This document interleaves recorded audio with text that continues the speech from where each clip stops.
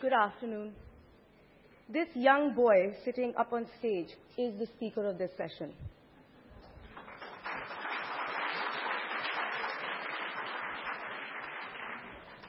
Do not be fooled by his innocent looks. He's all of 26, and thankfully for all of us, he's already done too much with his life. He has been instrumental in the election of President Obama through the innovative use of social media site myBarackObama.com.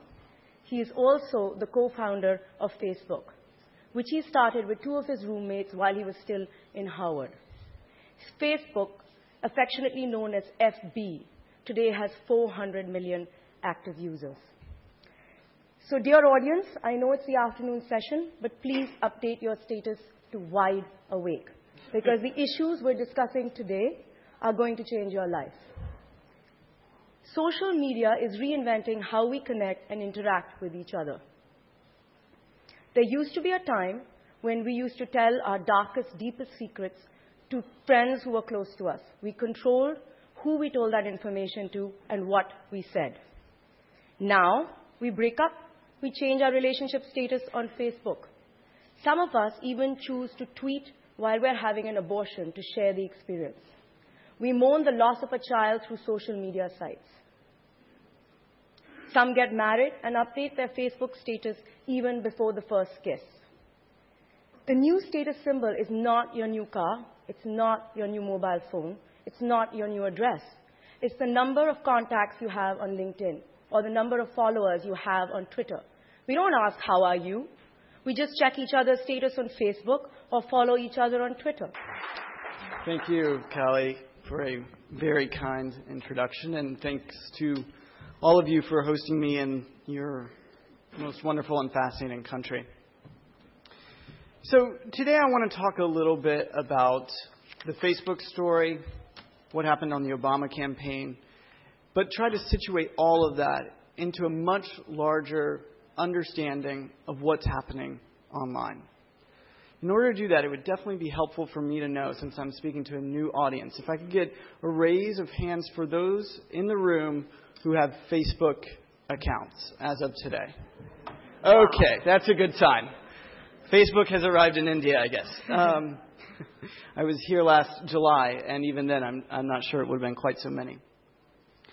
So this is very helpful because I think that once you have an account on a site like Facebook or a site like LinkedIn or Twitter or any of the social networking sites that are currently available, you have a good sense of how they work. But what I want to do is try to think about that a little bit more in depth. It's about connecting to just the people that you know. And finally, through mobile devices, 75 million people access Facebook actively. This number, I can promise you, is only going to increase in coming years. To be clear about exactly what's happening on Facebook, before I talk a little bit more about the possibilities that Facebook offers. Every single time a person takes an action on the network, it becomes a piece of information. This gets back to my original point. Every single time a person says hi to a friend, talks about what they're doing, shares a photo, or engages with any type of piece of content, that becomes a piece of information. That's then distributed to a whole group of friends, a whole group of families, and in some cases coworkers who are likely to be interested in this information. This is a brand new filter for how we can understand the world. The old paradigm, I would argue, was relying on just a few editors at a newspaper to figure out what should be on the front page, and everybody had to read that. The new paradigm is relying on the people that you know, the people that you already trust, to point you in the direction of the information that they're consuming and that they find useful in their own lives. This is the shift that we're currently undergoing. The possibilities that this opens for us as a society are enormous. I'll talk about a couple global ones before talking about a couple here in India, and then one that's close to my heart, which was the Obama campaign. This is one of my favorite photos, if you can see it. I think you can, because it's evidence of what a small group of people who are passionate about a cause can do, because we live in a more connected world. now in 2010. Just a year or so ago, a group organized against the FARC, the terrorist organization in Colombia. And just from a simple Facebook group, a few passionate people inviting their friends, they tapped into what is clearly a huge, amazing movement of people who are absolutely opposed to the FARC and the threat that they pose in Colombia. Worldwide, we saw protests, people flooding into the streets. This is an aerial photo behind the group here of hundreds of thousands of people coming out and talking about what they believed in. Not necessarily on Facebook, although Facebook was the way that got them there, but what they believed in much more passionately, which went well above and beyond the actual communications technology that they used that turned them out in the streets. It just enabled those connections to occur. The same thing happens day in and day out. I can't tell you how many people come up to me and say, "You have no idea, but I met my ex-girlfriend on Facebook, and now we're getting married."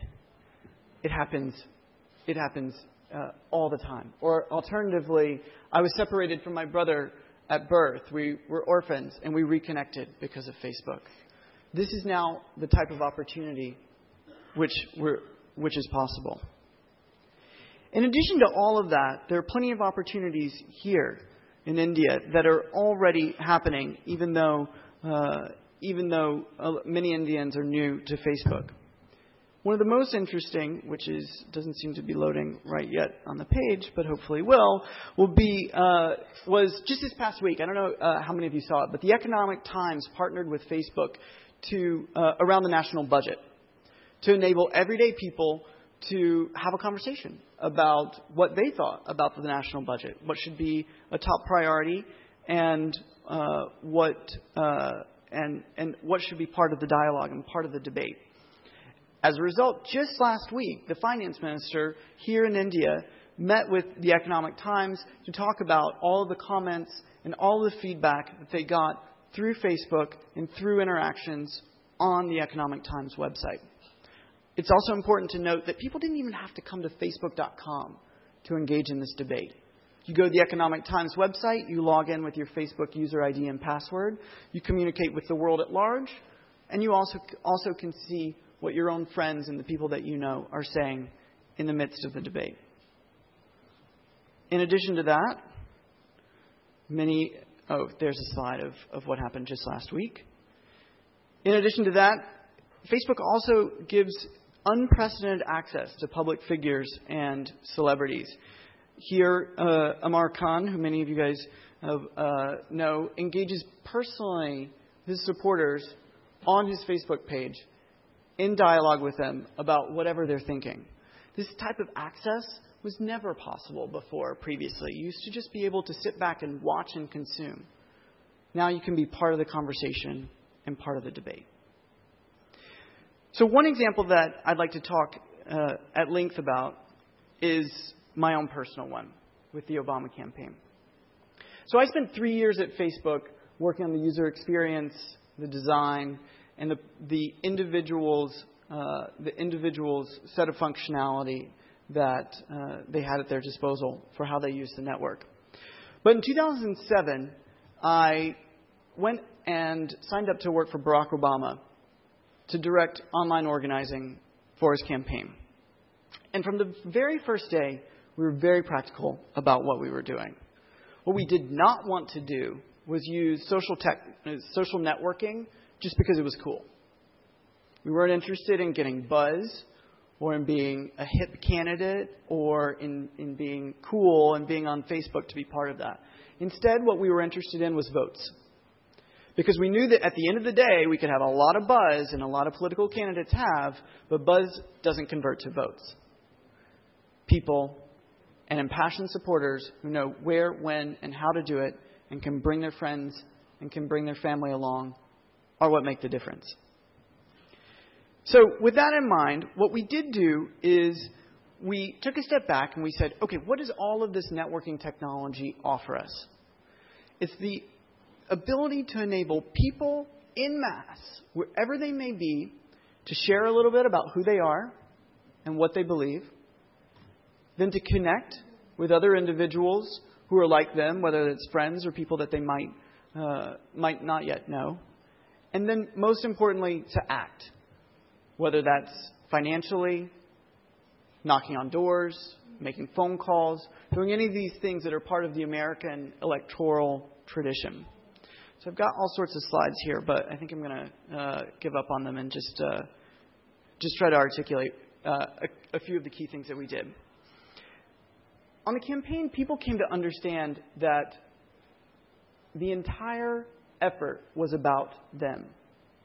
Normally in American political campaigns, you have a single candidate who comes and you have a few focus groups and you develop a message and then you put on some 30-second ads on television and you call it a day. You hope that enough people show up. This campaign was radically different. We said, we're going to be about an individual's capacity to believe and then to connect to other people who are likely to believe as well, to get those people in the car and then go to the polls and vote. You'll notice, if you understand what's been happening with social networking technology, this intersected directly with the revolution that we're currently undergoing. It's now easier than ever for people to do exactly this. Say, I believe in a candidate. I believe in a cause. And I'm interested in finding other people who would believe in it as well, so that we can work together. As a result, we created a culture on the campaign, which was not about us in headquarters creating great content or creating a great television advertisement and blasting it out. Instead, it was about our supporters being the voice of the campaign. We created 1,500 videos on YouTube, and some of them really moved, and that's great. But what is a much greater testament to the strength and power of the campaign was that our supporters were the ones who created tens of thousands of videos about who they were, why they supported the campaign in the first place, and what they believed their country could be. Similarly, if you would come to our website and take a look at any of our pages, you oftentimes wouldn't even see Barack Obama, the candidate, front and center. Of course, our policies, our issues, all of these things were there. They were packaged in. But if you came, what you would see was a story of a supporter. Who they were, why they cared, and what their hopes and dreams were. You see this in the way that we wrote the Democratic Party platform. It wasn't a group of 10 people sitting in a room in D.C. who came up with a program and then distributed it to the world. Instead, we opened the doors. We asked all of our supporters to hold house parties in their homes, in churches, in community centers, in schools. Invite people over and say, what do we stand for? What is the Democratic Party about? What should be at the heart of this campaign? And then put all of those ideas together, use technology to mass thousands of these ideas together, and that information itself became the party platform and became who we were as a campaign. As a result, people were compelled to act. Because people had a role and had a voice, they felt that it was their responsibility to make sure Barack Obama was elected president. That's the right word, responsibility. As soon as you offer an individual the chance to own and truly feel a part of something important and believe in it through and through, then it's no longer an option of whether or not to support, or to whether or not to give $25 or to show up on a Saturday morning. Instead, it becomes a responsibility on the part of our supporters. As a result, we raised over $500 million online alone. Average donations, less than $100. As a result, we had, going into Election Day, a tremendous fundraising advantage over our opponent, something that's been unparalleled in American history. But those numbers, even though they're top lines, I think are only just the highlights. What's more inspiring to me is that at the end of the day, we had 13 million people connected to our campaign online. That's 1 in 5 of the number of people who came out and voted for us on Election Day, on November 4th, 2008. We also were able to build a technology platform that created over 200,000 community events, 25,000 grassroots groups, and a whole culture and ethic of political activism and responsibility. So when we call the Obama campaign a technology movement, what we mean by that is an entire collection of people who believed in a cause and believed in a candidate and used technology and all of the opportunities that were offered to make that a reality.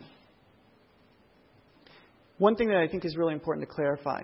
You probably think since I'm up here and I'm 26 and work in the field of Facebook and Obama and technology, that everybody who was connecting to us on the campaign must have been in their 20s or 30s. It's actually not true.